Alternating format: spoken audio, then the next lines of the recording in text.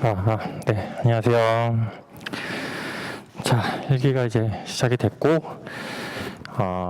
엊그제 이제 합격자 발표가 났었죠. 네, 합격자 발표가 났고, 소개는 생략을 할게요. 네, 소개는 생략을 하고, 일단은, 지금 저는 이제 스터디 인원이 아직 많지는 않은데, 작년 일단 4기 기준으로 결과만 조금 말씀을 드릴게요. 작년에 이제 다 신청하신 분이 제가 이제 24명, 24명이 4기 신청 인원이었었고, 답안지를 이제 그 3기, 4기까지 꾸준히 내신 분이 11분 정도 계세요. 그 중에 이번에 7명 붙었습니다. 7명 붙었고, 연락이 안 되시는 분이 3분 정도 계시는데, 연락이 된 8명 중에서는 이론 꺼락 나신 분은 1명밖에 없었어요. 제 거 수업을 들으시는 분은. 그래서 올해 같은 경우 이론 꺼락률이 거의 72%에 육박을 했는데, 제 거 수업을 잘 따라오신 분들은 그래도 잘 좋은 결과로 나타났다. 잠깐 자기 자랑 좀 했고요. 그리고 이제 그분들도 지금 인터뷰 촬영들을 하고 있는데, 상담도 지금 하고 있고, 제 거 일단 스터디 문제가 어려운 편이에요. 다들 합격하니까 다 얘기하더라고요. 공부할 때는 얘기 안 하다가 합격하고 나니까 어렵다고. 근데 내년에도 이론이 올해처럼 나올 가능성 그렇게 높진 않아요. 높진 않지만 제가 일단 이론을 보수적으로 채점을 하고 결과에 있어서도 꺼락이 안 나도록 기준을 삼고 있기 때문에 제 거 스터디 점수로 사실 꺼락을 안 맞으면 실제 시험에서 꺼락 날 확률은 거의 없다고 보시면 돼요. 그게 올해 시험에서도 좀 증명이 됐고, 그리고 점수에 있어서 실제 작년 3, 4기 기준으로 이제 꺼락 스터디 이런 분들 중에서 꺼락을 넘기는 답안이 그렇게 많지 않았어요, 실제로. 그래서 근데 그것보다 오히려 결과는 조금 더 좋게 나왔다라고 보시면 될 것 같아요. 그래서 이번에 이제 처음 뵙는 분들이 있는 것 같은데, 1기 문제를 이제 들어가기 전에 기출 문제에 대해서 일단 간단하게 설명을 드릴게요. 자, 기출 문제는 특히 이론 기출 문제가 가장 중요해요. 세 과목 중에서. 기출 문제는 세 가지 측면으로 여러분들이 살펴보셔야 돼요. 연계 때 마지막에 제가 한번 말씀을 드리긴 했는데, 자, 첫 번째로는 유형, 두 번째로는 논점별, 마지막으로 회차별. 자, 유형별이라고 하는 거는 문제에서 물어보는 서술어를 얘기하는 거예요. 설명하고 논하는 거를 제외하고 비교하거나 관계를 묻는 문제거나 사례형으로 나와 있는 문제들은 따로 보셔야 돼요. 따로 모아서, 이런 문제들을 따로 모아서 보셔야 되는데, 요거를 보는 이유는 문제 분석의 기준, 틀, 이거를 마련하기 위한 거다라고 보시면 되고요. 그 다음에 논점별로 봐야 되는 이유는 기출 문제에서 빈도, 그 다음에 우선순위가 있어요. 이거를 확인하기 위한 거예요. 그래서 이거를 따로따로 보셔야 돼요. 그 다음에 회차별, 요거는 이제 다음 주 화요일 25일부터 시간을 몇 명이나 들을지 모르겠어요, 사실. 3주 동안 12회로 연속해서 진행을 하거든요. 그래서 다음 주 화수목금, 그 다음 주 화수목금, 그 다음 주 월화수목. 그래서 아침 9시부터 12시까지. 그럼 표정하지 마세요. 나도 죽을 것 같아요. 그래서 12회 동안 이제 진행을 하게 될 거예요. 3주 동안 몰아서 보는 이유는 전 범위에 있어서 이 회차별을 다루는 가장 중요한 이유는 100점에 대한 처리, 기준을 마련하기 위한 거다. 100점을 문제 분석을 어떻게 해서 100점을 어떻게 할애를 해서 내가 시간 내에 어떻게 확보를 할 건지. 그래서 단과, 여기 단과죠. 단과에서는 답안 작성을 따로 하지 않아요. 강의만 할 거예요. 강의만 해도 시간이 모자랄 것 같은데. 그 다음에 논점별로 하는 게 이게 지금 1기에서 하는 거예요. 1기에서 70점씩 답안 작성을 하게 될 거고, 답안은 계속해서 제출해 주셔야 피드백을 잘 받으실 수 있겠죠.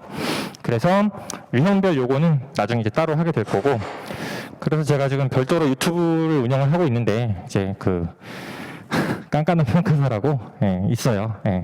그래서 거기서 이제 지금 이제 인터뷰들도 따고 있고, 기존의 합격생들 인터뷰 딴 것도 있고, 그다음에 이제 수험생활 하실 때 좀 필요하신 부분들을 좀 정리를 해서 올려드리고 있으니까 많이 좀 활용하시면 좋을 것 같고요. 그다음에 이론 외에도 필요한 부분은 제가 실무랑 법규도 같이 올려드리고 있어요. 그래서 그런 부분들 좀 참고하시면 좋을 것 같고, 이제 최근에 올린 게 이제 3년차 동차생을 기준으로 이제 계획 짜는 거 이런 것들도 올려놨으니까 계획표 작성하실 때 참고를 하시면 좋을 것 같아요. 그래서 일기 스터디는 철저하게 기출 문제를 중심으로 하게 될 거고, 기출 문제의 논점별. 그래서 기출 문제는 문제 분석이 가장 어렵고, 그 다음에 점수를 잘 받아야 되거든요. 그래서 올해 시험 같은 경우 이제 복귀 목차를 제가 다 달라고 했었었는데, 그걸 기준으로 예상 점수를 제가 다 내드렸었거든요. 거의 비슷하게 나왔어요. 거의 비슷하게 다. 을 예상했던 거는 꽈락이 나왔고, 아닌 문제들은 좋게 나온 문제도 있고, 그래서 스터디 점수가 제가 조금 짤 수는 있는데 실제 점수와 사실 큰 차이가 나지 않는다. 그거를 올해 시험에서도 다시 한번 느끼게 됐어서 여전히 점수는 짜게 드릴 거예요. 그래서 그 기준으로 해서 꽈락을 넘는 것을 목표로 하시면 좋을 것 같아요. 그래서 일기 스터디는 이렇게 이제 진행을 하게 될 거고요. 그리고 안 지워지는데.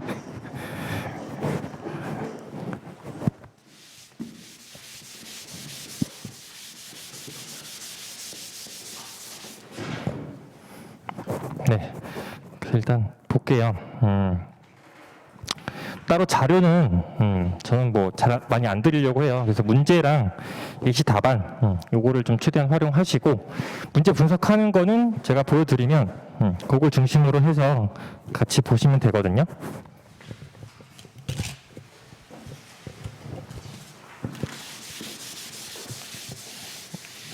한주진네. 네. 자, 그래서 PPT 자료는 뭐 특별한 게 없어서 이제 메모 정도만, 문제를 그대로 옮기실 필요는 없고 몇 회 몇 번이 나왔다, 이런 정도만 체크를 해 두시면 되겠죠. 그래서 오늘 같은 경우 이제 부동산 기초 파트부터 부동산 시장, 다만 이제 시장 분석이나 최종 분석 파트는 빠져 있는 상태고, 부동산 시장 파트까지 중에서 이제 논점들을 모아 놓은 거예요. 그래서 어떤 문제가 어떻게 나왔는지만 눈으로 활용을 하시면 돼요. 자, 첫 번째로는 사회 2번 문제. 부동산 경기 변동의 제9면에서 거래사례 비교법 채택할 경우에 유의점에 관해서 설명하시오라는 문제죠. 이거는 이제 경기 변동 파트로, 시장 파트로 들어갈 수도 있지만 사실 거래사례 비교법 3방식 파트로 들어갈 수도 있는 부분이겠죠. 그 다음에 8의 1번 경기 변동으로 인해서 시장의 동향을 분석하고, 여기를 물어본 거죠. 감정평가 시 유의점은 감정평가 파트에 나오겠지만, 그렇죠? 경기 변동 문제 나왔었고 2번. 10회 2번에 시장 이자율 상승이 시장에 미치는 영향을 장 단기별로 구분하여 설명하라. 그래서 오늘 문제가 이러한 형태로 지금 2, 3, 4번이 다 나간 거죠. 그렇죠? 그리고 11의 1번. 그래서 복합 불황이랑 주택 여과 현상, 이 부분 시장 상황과 관련한 용어, 이런 약술들이 나왔다는 것을 체크를 해 두셔야 돼요. 이런 것들은 나중에 활용을 하게 되니까. 15의 4번 정부가 부동산 시장에 개입하는 이유, 시장 실패와 관련한 얘기들이 나오겠죠. 그래서 이런 논점들이 나왔었다. 그리고 20회 5번 오늘 쓰셨죠. 자, 저금리 기조가 지속되는 과정에서 주택시장에 나타날 수 있는 거, 이건 이따 자세히 보고요. 22회에 이제 물음 2번 경제 위기가 시장에 미치는 영향, 이걸 기술을 하고 다시 감정평가할 때 3방식별로 유의점, 이런 식의 형태 패턴이 나오고 있죠. 26회 4번 보유세율 상승, 이것도 오늘 써봤어요. 27회 4번 기준금리가 지속적으로 인하되었다. 금리 인하, 요거는 내년 출제 가능성이 매우 높은 문제예요. 왜? 현재 지금 기준금리가 계속해서 오르고 있죠. 반대로 나오겠죠. 나오면. 그리고 요 문제까지 오늘 스터디에서 냈고, 32회 1번. 요게 이제 올해 스터디 문제 1번으로 출제를 한 거죠. 난이도가 지금 접하기에는 사실 좀 어려운 문제는 맞아요. 지금 접하기에는 어려운 문제는 맞는데 2년차 이상의 경험을 하셨다면 어느 정도 서술은 좀 하셨어야 되는 부분이에요. 그래서 그래프 같은 거를 활용을 할 때 답안 작성을 어떻게 해야 되는지 그런 것들 이따가 설명을 드릴게요. 문제 1번부터 한번 자세히 한번 볼게요. 자, 문제 분석을 할 때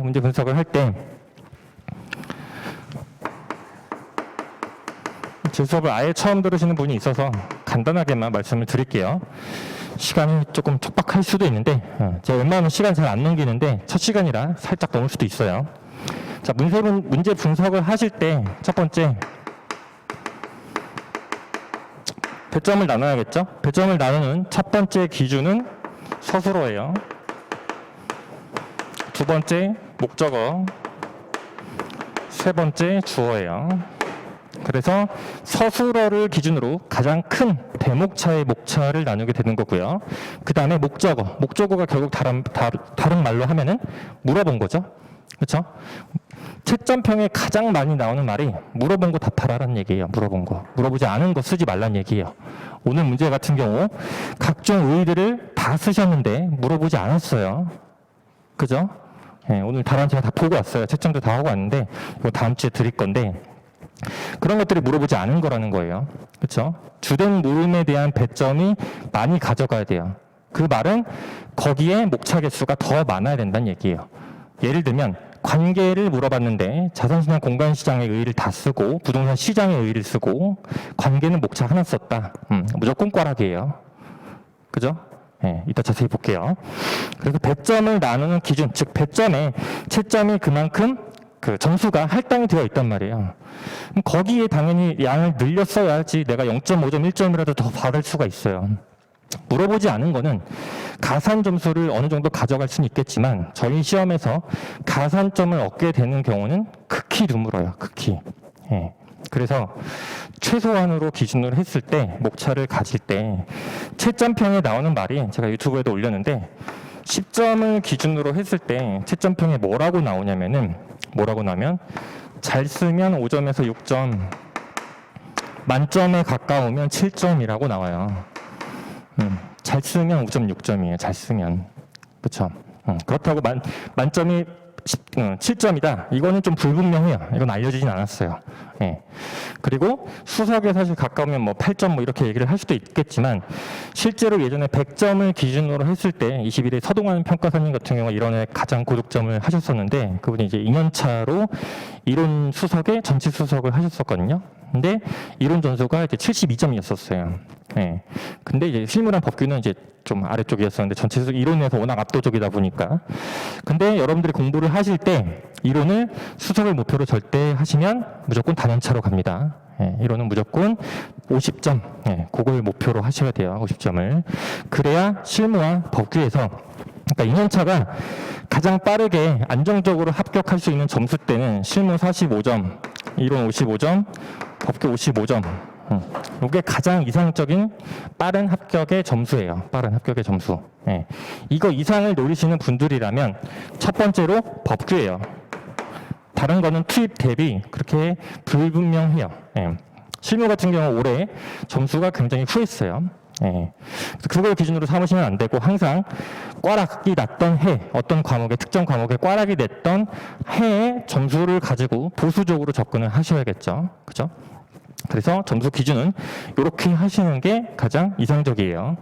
그래서 요거를 먼저 말씀을 드리고 그러면 이제 배점을 나누고 그 다음에 물어본 거, 그 다음에 주어가 2개 이상인 경우가 있거든요. 거기에 따라서 배점을 나눈다.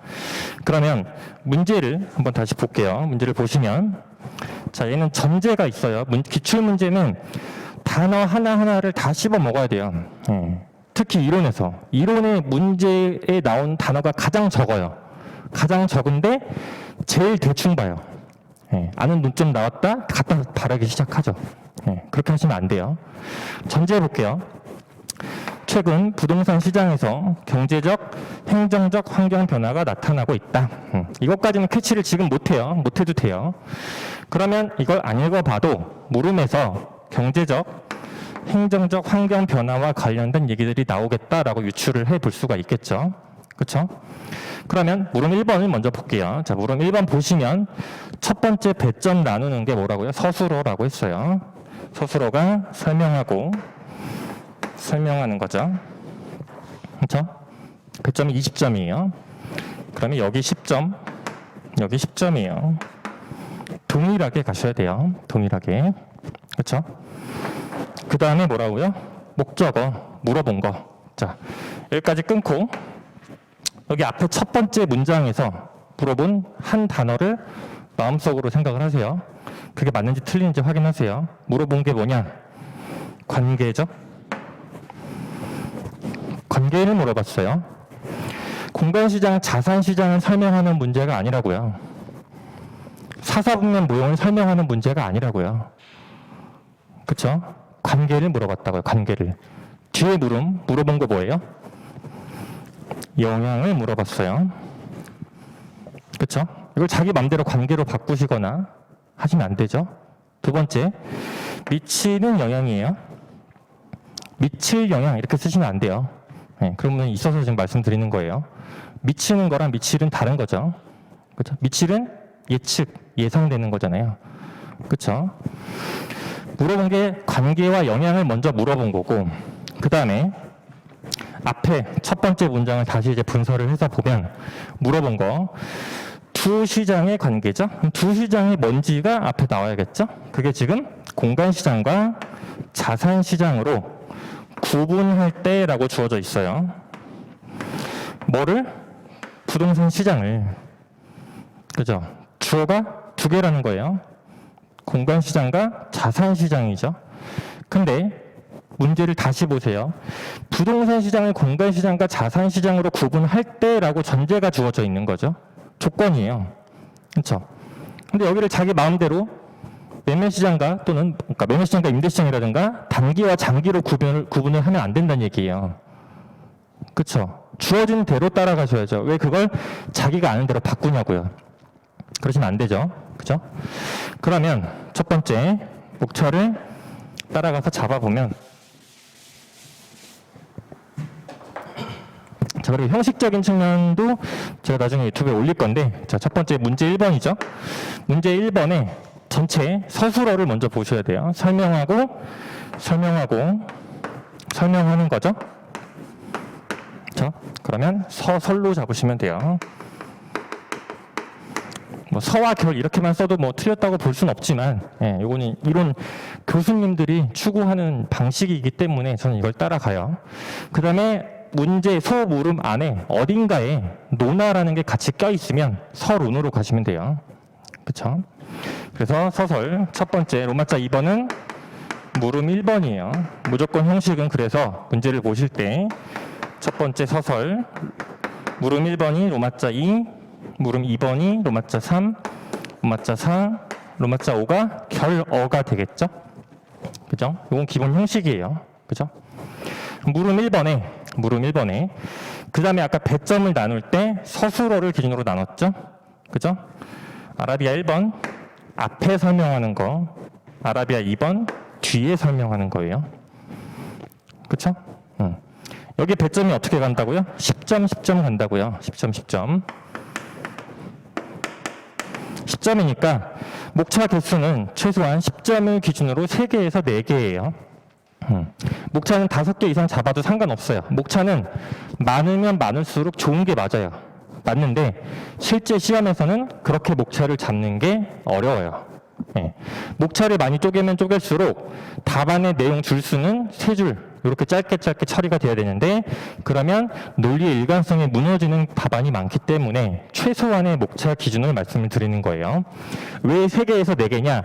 어떤 거는 3개짜리가 좋고 어떤 건 4개짜리가 좋아요. 예를 들면 부동산의 복합 개념을 물어봤어요. 그러면 3개짜리로 가는 게 낫겠죠? 그죠? 물리적, 법적, 경제적. 부동산의 특성을 물어봤어요. 그럼 4개짜리로 가는 게 좋겠죠. 어떻게? 2개. 자연적 특성 2개, 이문적 특성 2개. 그렇죠? 물어보는 거에 따라서 3개와 4개의 틀을 활용하시면 된다. 이게 가장 최소한의 목차 기준이에요. 그죠? 10점이니까 관계를 물었죠. 그죠? 관계를 물은 거예요. 얘는 뭐라고요? 영향을 물은 거라고요. 이렇게만 하셔도 되는데 여기를 조금 더 구체적으로 목차를 만들어 주시면 되는 거죠. 여기는 뭐예요? 목차를 만든다면 공간시장과 자산시장의 관계. 그죠? 얘는 공간시장과 자산시장에 미치는 영향이라고 쓰면 되는 거죠. 그쵸? 물어본 거. 그리고 나서 관계를 물어봤으니까, 근데 주어가 지금 두 개죠? 그쵸? 관계를 물어봤다고요. 주된 물음이 관계예요. 첫 번째, 그죠? 공간시장과 자산시장의 의의는 쓰긴 써야 돼요. 그죠? 구분을 했을 때 관계를 물어본 거니까. 그러면 첫 번째 의의. 무슨 의의? 공간시장과 자산시장의 의의. 목차를 쪼개지 말라고요. 예. 왜? 관계 물어봤다니까요. 그럼 거기에 목차가 하나라도 더 많아야 돼요. 예. 주된 물음이 관계라고요. 여기에 목차가 2개 이상 나와야 돼요. 2개 이상이. 예. 의의를 나눠서 2개 썼다. 오케이. 관계 목차 3개 썼으면 오케이예요. 의의를 2개 썼으면. 그죠? 주된 물음에 배점이 무조건 많이 가야 돼요. 주된 물음에. 관계를 물어봤으니까 관계의 목차가 무조건 많이 나와야 되고, 여기에 의의에서는 2개를 지금 하나로 합쳐서 서술을 하셔도 돼요. 그쵸? 그러면 여기서 내용을 쓰실 때 의의를 써야 되는데 공간시장이 뭐고 자산시장이 뭐고만 쓰면 끝이에요. 그게 주된 물음이 아니니까. 근데 거기에 여러분들 답안 쓰신 거 보면은 공간시장이란 이런 것을 말하고 이러이러한 경우에는 어쩌고 저쩌고를 또 써요. 그죠? 안 물어봤다고요. 관계를 물어봤다고요. 그죠? 기출문제가 이래서 어려워요. 그래서 개념 자체를 물어보는 거고, 플러스 그 다른 내용을 쓴다고 하면 쓸 수는 있어요. 근데 썼을 때 관계의 내용이 조금 더 풍부하게 들어가줘야 배점의 균형이 맞겠죠. 그죠? 네. 이게 첫 번째, 목차 틀. 그 다음에 두 번째, 영향을 물어봤죠? 그죠? 이제 여기서 앞에 물어본 거를 다시 찾아볼게요. 공간시장과 자산시장에 미치는 영향인데, 조건이 주택시장이에요. 그죠? 부동산 시장이 아니에요. 주택시장이에요. 그러면 여러분들이 여기서 서술을 할 때 조심하셔야 될 거는 주택, 주거용에 한해서만 서술을 하셔야지 여기에 상업용 얘기가 들어가면 안 되겠죠. 그렇죠? 앞에는 들어가도 돼요. 앞에는. 그렇죠? 앞에는 부동산 시장을 이렇게 구분한다고 했으니까. 그렇죠? 얘는 전제가 주택시장이다. 근데 언제? 주택담보대출 이자율 상승이 그죠? 시중은행. 그리고 앞에 조건이 하나가 더 붙죠? 부동산 시장에 다른 조건이 동일할 때. 이것까지 건드리는 답안은 사실상 없었고요. 그죠? 다른 조건이 뭐냐? 고민했었어야 되는 거죠. 뭐가 동일한데? 물음 2번과 물음 3번 일단 읽어볼게요. 다시 보세요. 양도소득세의 상승이 부동산 시장에 미치는 영향에 대해서 설명하라고 물어봤고, 3방식에 따른 감정평가를 할 때 부동산 경기 변동에 따른 유의사항에 대해서 설명하시오 라고 물어봤어요. 그러면 이제 이걸 고민했어야죠. 그죠? 물음 1번. 주택담보이자율 상승. 2개 중에 뭐예요? 둘 다 될 수도 있지만 일반적으로는 행정적으로 볼 수 있겠죠. 이자율 상승이니까. 왜? 그냥 이자율이 아니라 주택담보대출 이자율이잖아요. 정책이잖아요. 그죠? 이거 행정적과 관련한 거. 양도소득세 상승 뭐예요? 행정적이죠? 물음 3번은 안 봐도 경제적인 거겠죠? 경제적인 요인이 뭐겠어요? 경기 변동. 그렇죠? 본문에 이 물음 2번, 물음 3번까지 일단 목차를 다 잡을 건데 서설을 쓰실 때는 제일 나중에 쓰는 거예요. 먼저 쓰면 망해요. 먼저 쓰면 여기서 썼던 내용을 다시 쓸 확률이 높겠죠. 그죠? 소물음 간의 연결고리가 뭐가 있는지를 찾는 게 사실 더 중요하다고요. 예. 그러면 각자의 목차를 다 잡고 그 다음에 문제 분석을 할 때 각자의 목차를 다 잡고 그 다음에 설을 뭘 쓸지를 정하셔야 된다고요. 순서가. 설을 먼저 쓰시면 안 돼요. 이렇게 됐죠? 자, 그러면 영향으로 다시 가서 볼게요. 그러면 여기서 다른 조건이 동일할 때 그다음에 시중은행 주택담보대출 이자율의 상승이 이게 주어져. 이잖아요, 이. 그쵸? 그러면 여기서 의의를 내가 써줄 건데 어떤 의의를 쓸 것 같아요? 자, 첫 번째, 다른 조건을 설명해 준다. 두 번째, 담보대출 이자율의 의의를 쓴다. 세 번째, 주택시장의 의의를 쓴다. 이거 의의 다 쓰고 있으면 당연히 영향을 못 쓰겠죠. 그쵸? 물어본 거 영향인데 주어가 뭐냐고요? 주택담보 이자율이라고요. 그럼 쓴다고 하면은 이거를 썼어야죠. 주택담보 이자율이 뭔지 이거를 썼어야 돼요. 그죠? 부수적으로 뭐 다른 조건 이런 얘기는 지금 못 쓴다고 하더라도 예.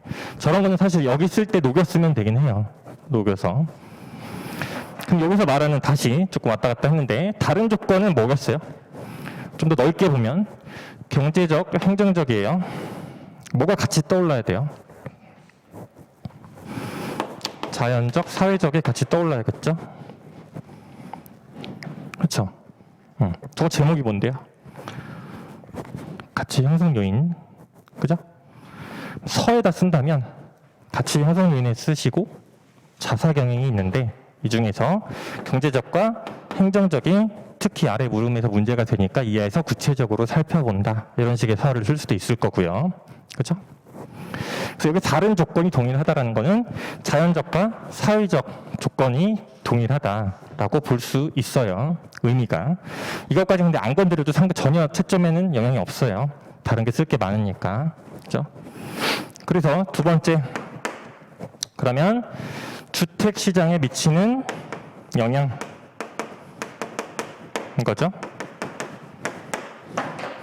그러면 여기 이제 영향을 뭘 쓸 거냐. 자, 목차 고민은 이제 관계에 쓸 거냐, 영향 뭘로 쓸 거냐. 이거를 고민을 하셔야죠. 그렇죠?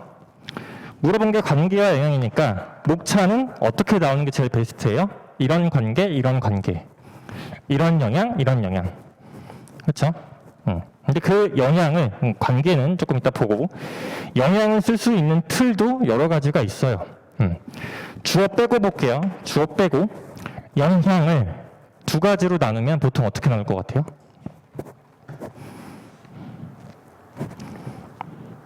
긍정, 부정이 있겠죠. 그죠? 네, 좋은 영향, 안 좋은 영향이 있겠잖아요. 그죠? 긍정적인 거, 부정적인 거 쓰면 되겠죠. 또는 주택시장이잖아요. 여기는 주어가 주택시장이죠. 요거 이제 나누는 거예요. 주택시장을 매매시장과 임대시장으로 구별을 할 수가 있겠죠. 그렇죠? 또 단기와 장기로도 구분을 할 수가 있어요. 그렇죠? 근데 이 문제에서는 왜? 나왔잖아요. 부동산 시장을 자산 시장과 공간 시장으로 구분할 때라고 전제가 줬다고요. 이걸 왜 써요? 줬는데 전제에서 공간 시장, 자산 시장으로 얘는 무조건 써야죠. 전제를 저렇게 줬는데 요거는 전제가 없을 때 활용할 수 있는 얘기예요, 지금. 그렇죠? 그래서 오늘 2번, 3번, 4번을 비슷한 문제지만 다 지금 예시답안 보면 다 다르게 썼어요. 다르게 보여드리려고. 이거 다 쓸 수 있다고요. 그죠? 근데 이 문제는 이걸 썼어야 되는 거예요. 그렇죠? 왜? 문제 전제가 딸려 있잖아요. 저걸 무시하면 안 되죠. 그렇죠? 기출 문제는 그래서 잘 보셔야 돼요. 그러면 이 상태로 가서 봤을 때 그러면 이제 관계가 있겠죠. 관계. 여기가 쓰기가 힘들어요. 왜? 사실 답은 상호 영향 관계밖에 없어요. 저기서 뭐가 있어? 그죠? 저거밖에 없단 말이에요. 그러면 여기 앞에 하나를 뭔가 다른 거를 활용을 해야 되는 고민이 필요한 부분이라고요. 그걸 어떻게 했냐? 그걸 사사분면 모형으로 활용을 한 거라고요. 예시답안 목차는. 그죠? 이게 지금 문제 분석하는 거예요. 이것까지를 여러분들이 문제를 보고 생각을 해서 목차 고민을 하시는 거예요. 목차 고민을. 이 하는 과정이에요. 말로 설명해서 길게 지금 생각을 하는 거지. 그죠? 그러고 나서 그러면 이제 물음 2번을 가서 볼게요.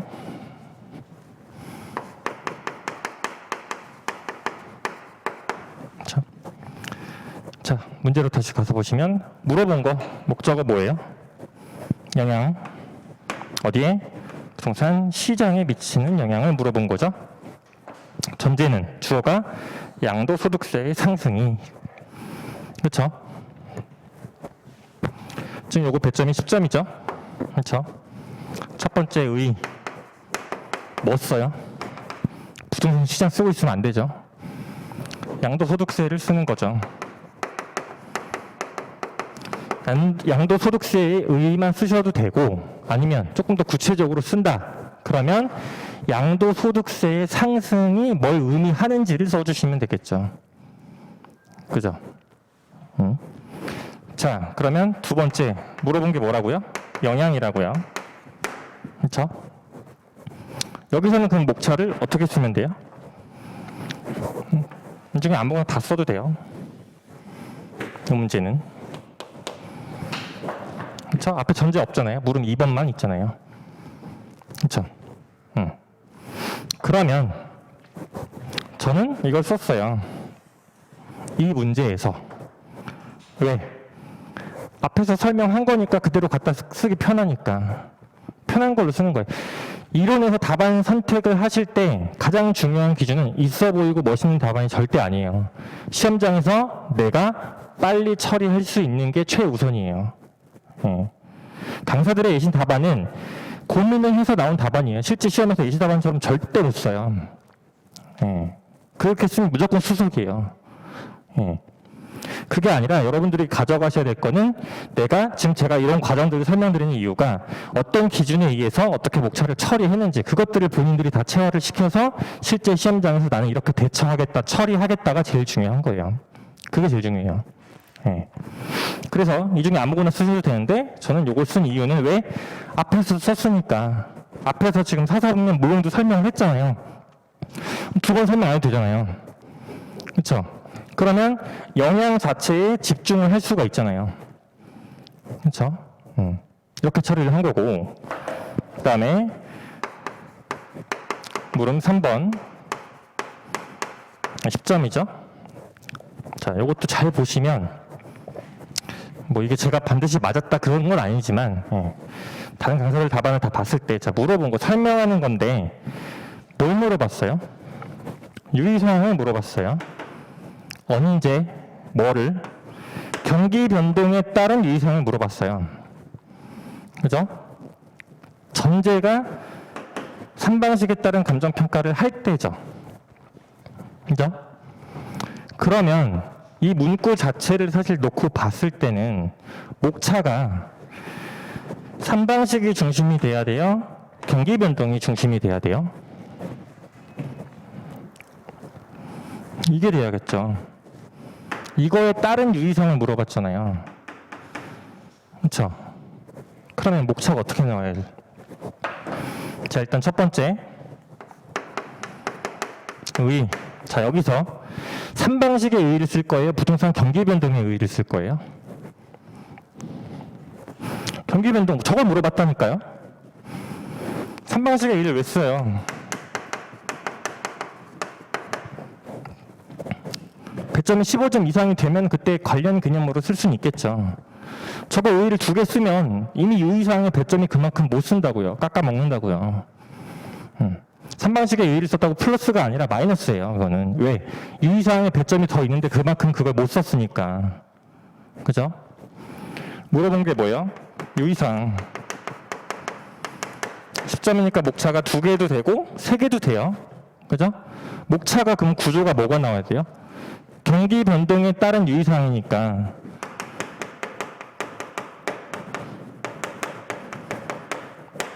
에 따른 유의사항이 나와야겠죠. 하나 더 쓰면 뭐 쓸 것 같아요? 안전 국면이겠죠? 그렇죠? 3방식으로 목차가 대부분 다 썼는데 문제 분석을 하면 사실 3방식으로 쓰게 되면 내용이 겹치는 게 많아요. 이거는 무조건. 예. 수축과 확장에 따라서 그 내용을 서술을 하시는 게 이 문제에서는 내용 중복이 안 될 확률이 높다고요. 그죠? 물어본 걸 찾아서 잘 보셔야 돼요. 아, 3방식 나왔다. 3방식의 의, 원가 방식, 비교 방식, 사례 산정식, 지지도 원가 산정식, 순수익 산정식 이러고 있다고요. 그건 항상 정형화된 게 아니라 문제에서 물어보는 게 주된 물음이 뭔지를 파악을 해서 거기에 맞춰서 내용을 바꿔 쓰시는 거예요. 내용은 또 동일하게 쓴다고 하더라도. 그렇죠? 그래서 기출문제에서 문제 분석이 굉장히 중요하다고요. 어떻게 접근하냐. 예. 목차 구조는 이렇게 가는 거예요. 이렇게. 그리고 답안지에서 그래프를 이제 요거는 이제 활용을 했는데 그래프 그리실 때 까맣게 그리지 마시고 배점을 그건 충분히 활용을 하셔야 돼요. 충분히.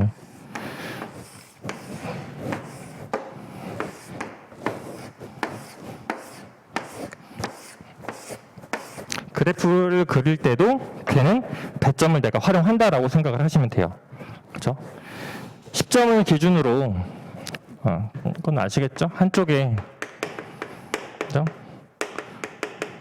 5점으로 계산을 하시고 그죠? 100점 기준이면은 16쪽이잖아요, 원래는. 그렇죠? 이게 80%, 80%. 그러니까 10점이면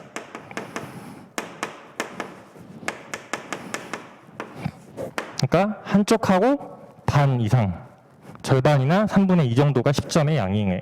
그게 적정량이에요. 풀배점을 쓴다. 그럼 두 쪽을 다 쓰면 돼요. 네. 2권 이상 쓰시는 분들이 그런 식으로 이제 활용을 하는 거거든요. 저 때는 2권도 많이 썼었어요. 네. 그래서 이게 이제 정량의 배점인 거고 풀배점이다. 그럼 100%를 다 쓰는 거예요. 그죠? 100점이면 20쪽이 나오는 거예요. 20쪽이. 그죠? 근데 그래프를 그린다. 최소한 3분의 1 이상은 쓰셔야 돼요. 3분의 1. 많이 쓰면 절반. 그렇죠? 경기 변동 만약에 그래프를 그린다. 이렇게 다 쓰는 거라고요. 배점이 들어가는 거라고요. 이게 또 그래프도. 특히 사사분면 모형으로 만약에 설명을 하셨다. 그러니까 이 문제에서 그때 당시에 작년에 논란이 됐던 거는 사사분면 모형을 써야 된다, 쓰지 말아야 된다. 아무 상관없어요. 사사분면을 써도 되고 안 써도 돼요. 예. 사사분면 모형을 썼으면 그걸 통해서 설명을 하면 되는 거고, 그죠?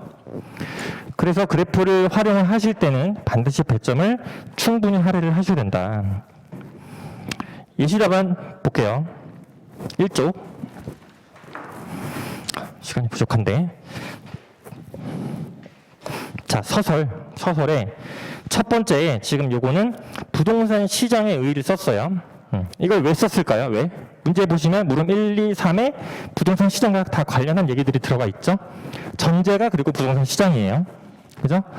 공통된 걸 모아서 먼저 서에다가 활용을 하시면 돼요. 나중에 서를 쓰는 거는 따로 할 건데 가장 편하게 서를 쓸 수 있는 방법 중에 하나가 상위 개념 또는 포물음 간의 연결고리를 묶어서 쓰는 게 가장 편하게 쓸 수 있는 서예요. 그죠? 부동산 시장의 의의를 쓰시고 얘를 지금 한 번 더 의미에 대해서 설명을 한 번 더 했죠. 그래서 이 부동산 시장은 이자율 또는 수익률을 매개 변수로 해서 공간시장과 자산시장의 상호 밀접한 관련성을 지니게 된다 라고 썼어요. 왜? 관계 물어봤으니까. 그죠? 두 개 밀접하다. 이를 설명하기 위해서 사사분면 모형을 이용한다라고 밝혀준 거죠. 그죠? 그러면 이걸 서에다 써버리면 물음 1과 물음 2에서 사사분면에 대해서 굳이 언급하지 않아도 된다고요. 그죠? 그리고 나서 물음 1번 관계 첫 번째 목차가 개념이죠. 그래서 각각의 의의가 들어가 있고 의의에서 부수적으로 설명을 했는데 여기서는 의의를 이제 보고 쓰시거나 외워서 쓰실 때 키워드를 놓치는 경우가 많아서 제가 지금 좀 부연 설명을 한 거예요. 공간 시장은 공간 서비스에 의해서 수요와 공급이 결정되는 거예요. 임대료가 결정된다. 임대료가. 자산 시장이 가격에 결정되는 거고 공간 서비스가 아니라 부동산 자체에 대한 수요 공급이에요.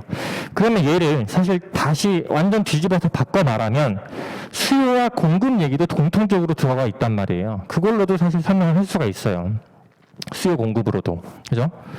관계에서 첫 번째 반가로 1번 목차가 그래서 뭐예요? 부동산 시장의 사사분면 모형을 설명을 했다고요. 그렇죠?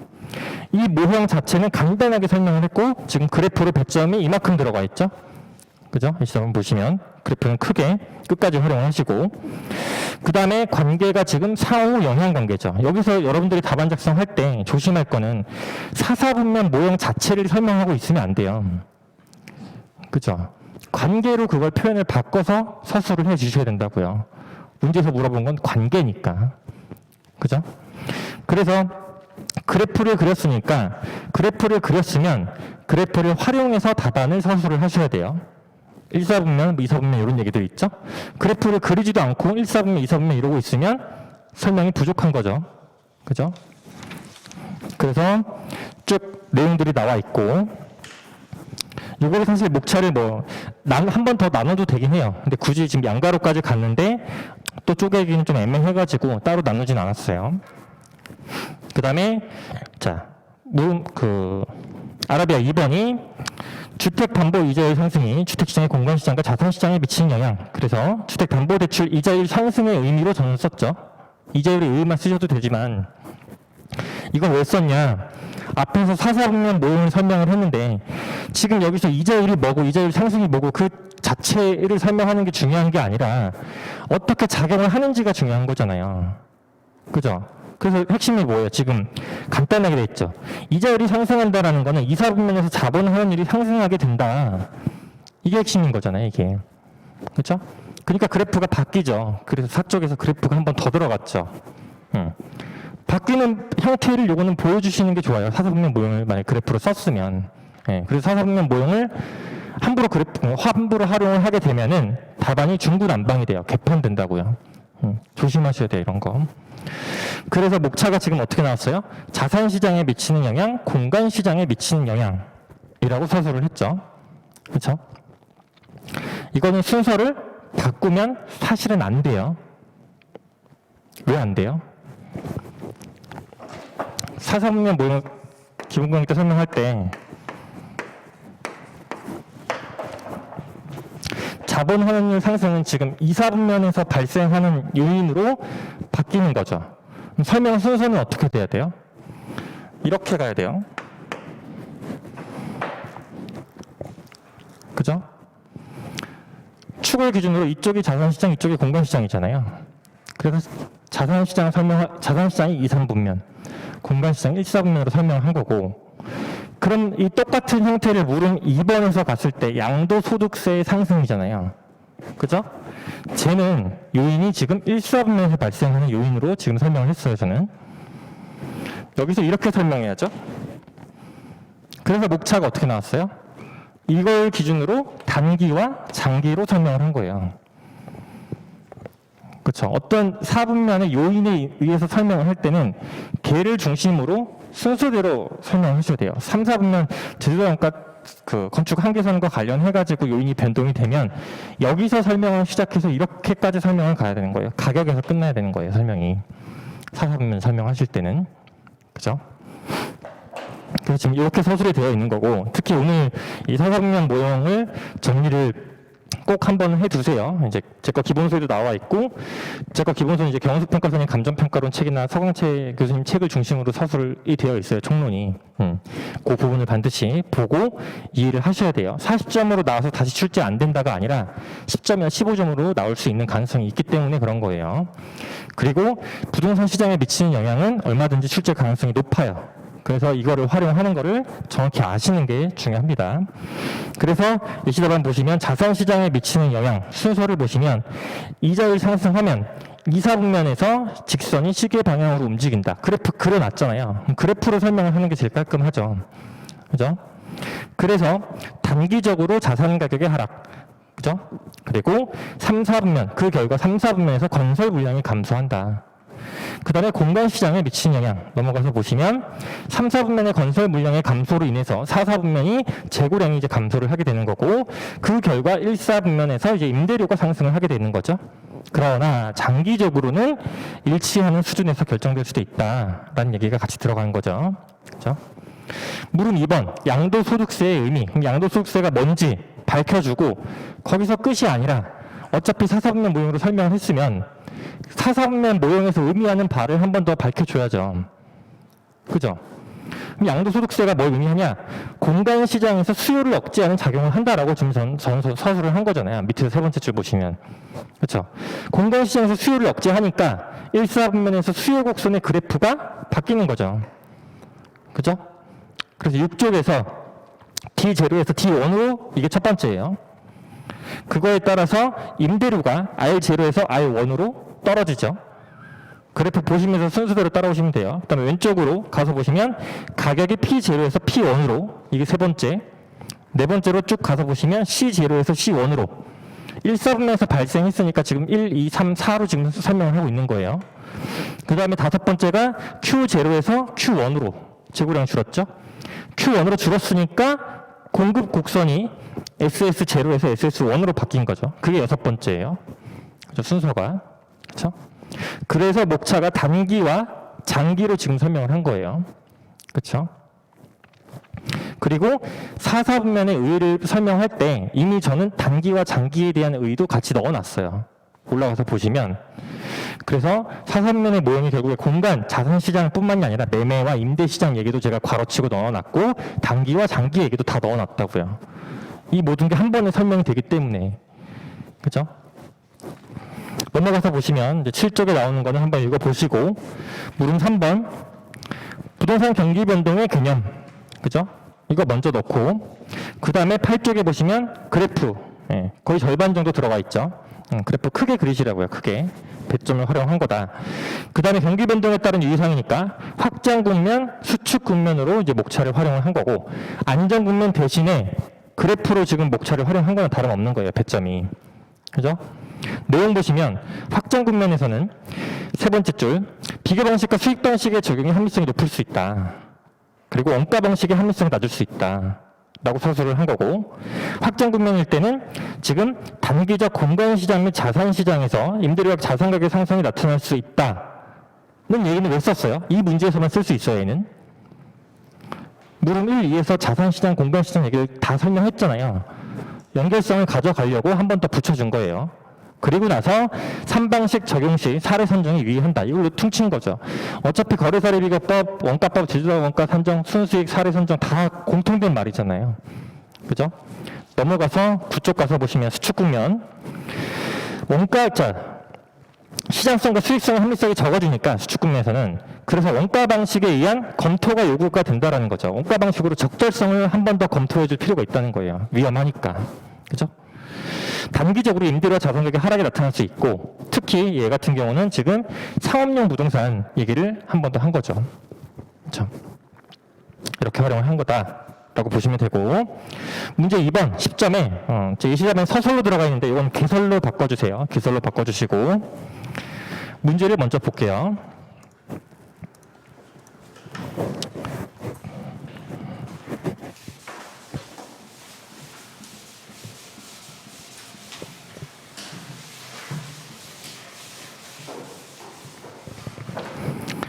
자, 볼게요. 설명하시오. 10점. 목차 3개에서 4개. 물어본 거 뭐예요? 영향. 어디에? 부동산 시장에 미치는 영향. 그렇죠? 주어는 부동산 보유세율의 상승. 그렇죠? 이거는 계속해서 나올 수 있는 논점이어서 지금 2, 3, 4번을 다 같이 낸 거예요. 답안을 보니까 2, 3, 4번을 앞에 뭐 부동산 시장의 의의 분류 다 컨트롤 12 해놓고 다 그럴 거면 제가 그 문제 안 내요. 똑같이 쓸 거면. 예. 여기서 10점짜리는 결어를 안 쓰셔도 돼요. 예. 개설만 쓰시면 돼요. 결 안 쓰시고 영향을 설명하라 라고 되어 있죠. 그렇죠? 자, 그러면 첫 번째 개설로 하셔도 되고요. 아니면 자 부동산 시장에 미치는 영향이잖아요. 그렇죠? 부동산 보유세율의 상승이라고 되어 있어요. 그럼 여기서 의의를 선택을 하실 때 보유세율 상승을 쓰실 거예요? 부동산 시장을 쓰실 거예요? 이제 헷갈리기 시작하죠. 앞에서 이제 한 거랑. 영향을 물어봤는데 부동산 시장에 미친 영향이잖아요. 이거는 같이 녹아 들어갈 수밖에 없어요. 시장 얘기는. 쓸 거는 얘를 써야 되는 거예요. 이거에 따라서 그 영향을 물어본 거니까. 그죠? 그러니까 여기서 뭘 쓴다고요? 보유세율 상승. 이게 주어잖아요. 그렇죠? 시장에 미치는 영향, 목차. 이제 좀 감이 잡히죠? 어떻게 하면 돼요? 긍정적인 영향, 부정적인 영향 쓰셔도 되고, 단기, 매매 쓰셔도, 단기와 장기 쓰셔도 되고, 매매와 임대시장 쓰셔도 되고, 공간시장과 자산시장 써도 된다고요. 그죠? 그거를 다양하게 보여드리려고 지금 예시 답안을 다 다르게 지금 목차를 잡아서 쓴 거예요. 네. 이거를 다 할 줄 아셔야 돼요. 그 중에 뭘 선택해요? 쓰기 편한 걸로, 본인이 쓰기 편한 걸로. 네. 그래서 이 문제 같은 경우, 지금 요거를 다 묶어서 낸 이유는 그 답안을 본인이 다 다르게 써 보시라고 낸 거예요, 지금. 단기와 매매, 단기와 장기, 매매와 임대, 그 다음에 그 공간시장과 자산시장, 이런 식으로 다 써보시라고요. 예. 그 중에 편한 게 분명히 있어요. 근데 어떤 문제에 따라서는 매매와 임대시장으로 썼는데 내용이 겹치는 경우가 있어요. 그런 거는 쓰면 안 돼요. 예. 내용이 겹치지 않게 써야 된다고요. 이거를 어떤 규격을 정해놓고 쓰는 게 아니라 이러한 네 가지 틀 중에서 쓰기 편한 걸로. 문제 주어에 따라서 달라지겠죠. 그거는 뭘 물어보는지. 그렇죠? 그래서 얘 같은 경우 보시면 예시 답안으로 가서 보시면 얘는 지금 잠깐만요. 저금리 쪽에 들어가 있지. 보이세요? 문제 3번이랑 바뀌었네요. 죄송합니다. 원래 문제가 제가 문제 3번을 먼저 했네요. PPT가 잘못된 거예요. 그래서 예시 답안 가서 보시면 첫 번째 로마자 1번이 그냥 부동산 보유세의 개념, 이걸 먼저 설명을 한 거죠. 그죠? 보유세는 크게 두 가지죠. 재산세와 종합부동산세로 이루어져 있고, 그게 뭔지, 재산세가 뭐고 종합부동산세가 뭔지 이렇게 설명이 들어간 거고, 얘는 지금 매매시장과 임대시장 이렇게 구별을 했어요. 그죠? 왜? 얘는 보유세랑 좀 관련이 된 거다 보니까 보유를 하고 있는 상황이잖아요. 그래서 얘는 매매와 임대시장이 쓰기 제일 편해요. 제일 쓰기 편한, 제 기준에서 제일 쓰기 편한 걸로 넣어 놓은 거예요, 사실은. 그죠? 매매시장, 그 다음에 임대시장. 이건 한번 읽어보시고 답안 서술은 잘 활용을 해보세요. 잘 읽어보세요. 고민 많이 해서 제가 쓴 거니까. 문제 3번.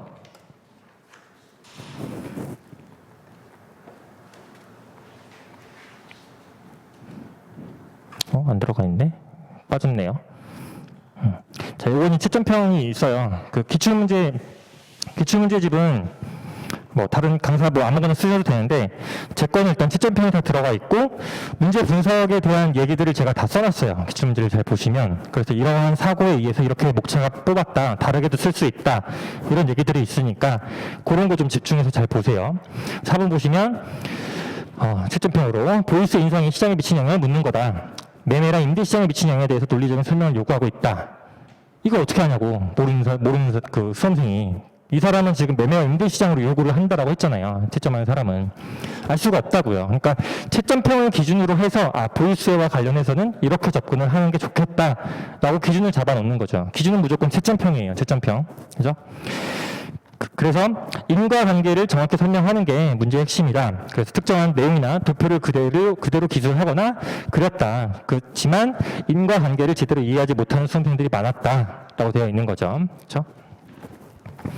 그리고 여기 지금 그 문제가 안 들어가 있는데 적응리 기조가 지속되는 과정에서 라는 문제 있죠? 문제 2번. 그거 볼게요. 잘 보시면 저금리 기조가 지속되는 과정에서 주택시장에 나타날 수 있는 시장 변화죠.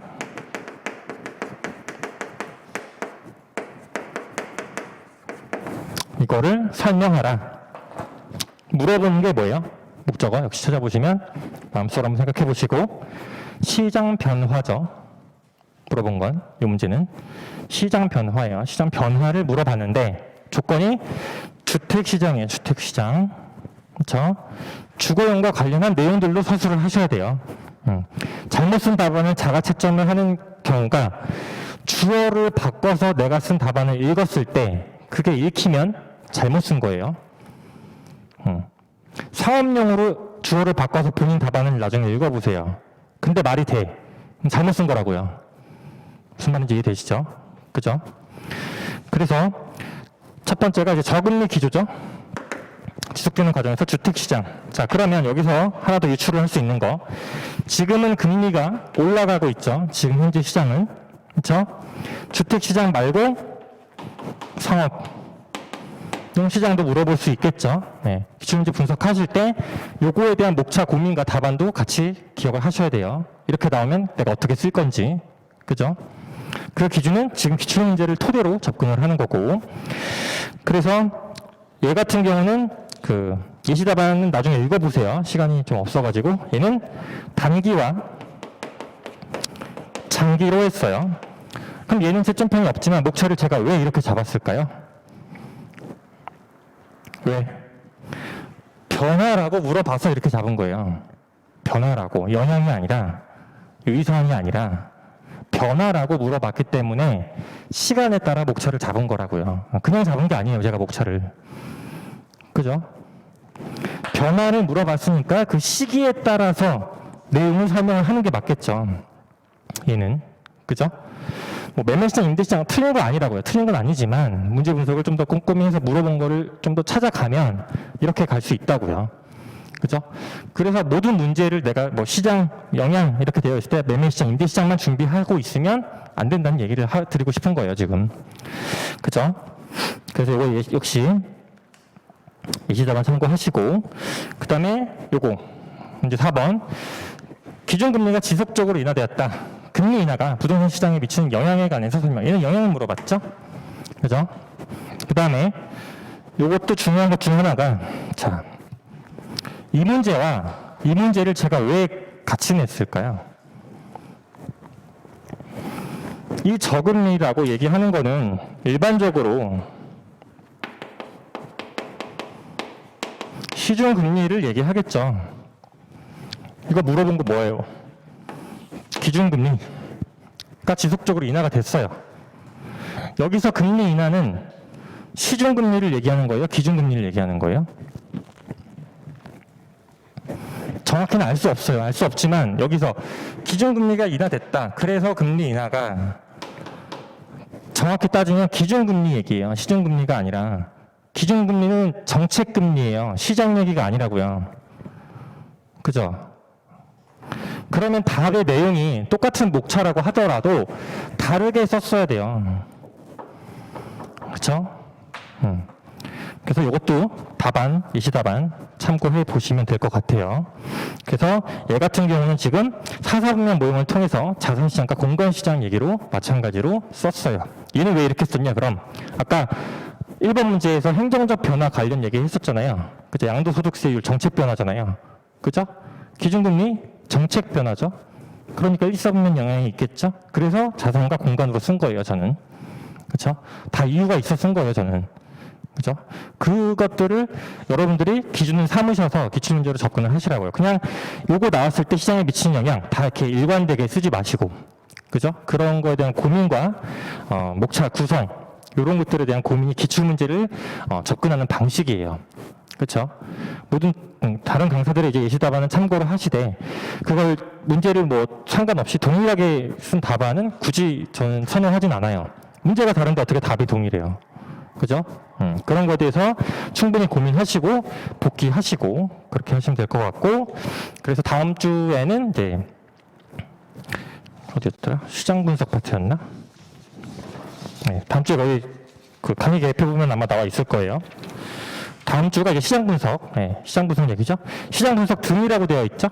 이 얘기는 시장 분석, 시장성 분석뿐만 아니라 지역 분석과 개별 분석도 포함이 되어 있는 거예요.